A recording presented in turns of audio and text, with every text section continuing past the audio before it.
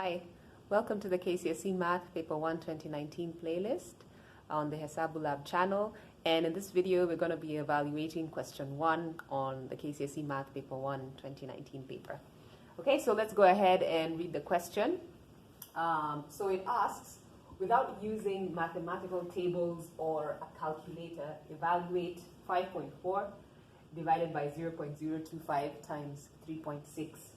Okay, so this question is worth 3 marks, so that's a pretty good deal considering the calculation is quite straightforward once you're able to arrange it in a simple way that you can do a simple multiplication and division, okay, with whole numbers.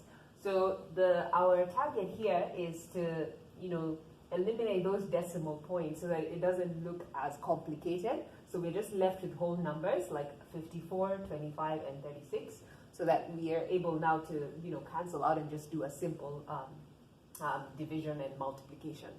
Okay, so the first thing that we need to do is find an expression such that we will be able to be left with whole numbers only for our 3 figures.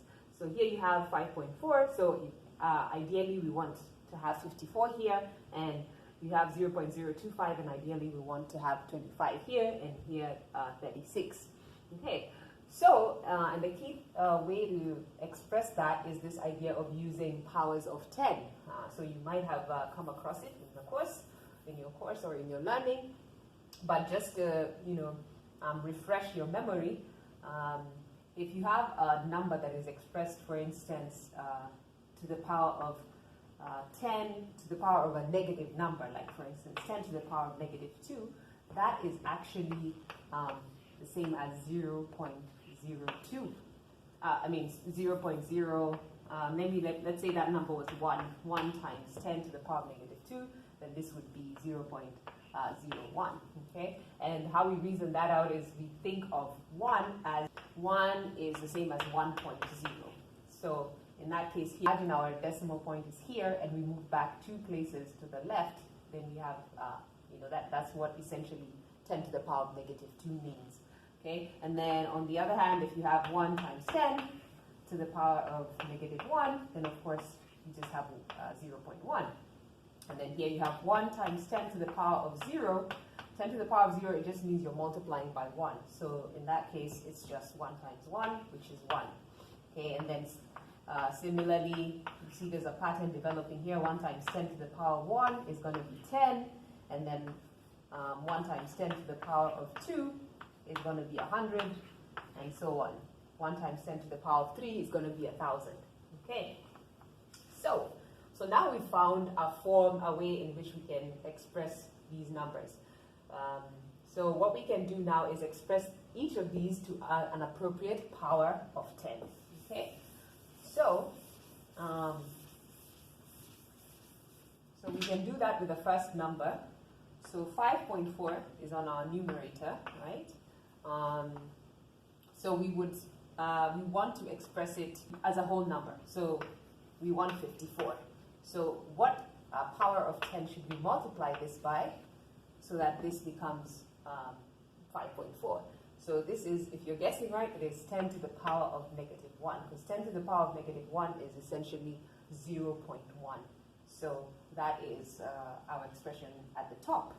Okay, and then at the bottom here, we have 0.025, so ideally we want 25 here, so we just have a nice whole number. The way we identify the power of 10 that we need to multiply by, we imagine our decimal place for our whole number is here at the end, right? So 25.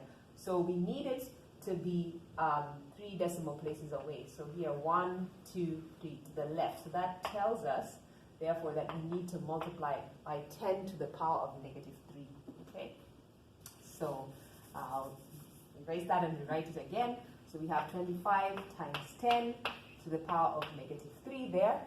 And then our next number is, we want ideally 36 to get rid of that decimal place. So that we can express 36 to a certain power so that it's the same, it's equivalent to 3.6. As you can see, it's going to be 10 to the power of negative 1, because it's just similar to this one where we had 5.4 is the same as 54 times 10 to the power of negative 1, and then 3.6 is the same as 36 times 10 to the power of negative 1. So now here we have essentially expressed this as whole numbers and powers of 10. Okay, so let's rearrange it so that we can do the division more simply. And one way we can do that is to separate it out. Let's just have only the whole numbers on one side. So we have 54, 25, and 36. So we can solve that later.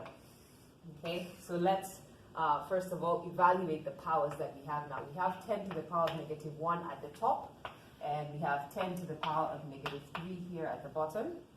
Okay, and here we have 10 to the power of negative 1. Okay, so what do we do with this? Right, so it's, obviously it means that we should probably first multiply this together, and then finally use that solution, divide that solution by 10 to the power of negative 1. Okay, so the rules for multiplying and dividing exponents are pretty simple. Whenever you come across two exponents, expressions with exponents that have the same base, meaning they are 10 to the power of something, then all you just need to do is keep the same base. So essentially 10 to the power of negative 3 and 10 to the power of negative 1 is going to be 10 to the power of something, okay, which we don't know. And then what we do is just simply, when we're multiplying, the rule is we just add the powers together. So we have negative 3 plus negative 1, okay? So that is going to be the power that is missing for us. In that case, that is going to be 10 to the power of negative 3 plus negative 4 is just negative 3 minus 1, which is 10 to the power of negative 4. Okay, so that's simple enough. And then for the top, we just have our 10 to the power of negative 1. Okay, so I'll write that here again. So we have now 10 to the power of negative 1 is our nearly final exponent that we're going to multiply by. Okay, not 10 to the power of negative 1, but it's the ratio 10 to the power of negative 1 and divided by 10 to the power of negative 4. So now what's the rule for when we're dividing values that have the same base in terms of, or rather when we are dividing exponents that have the same base?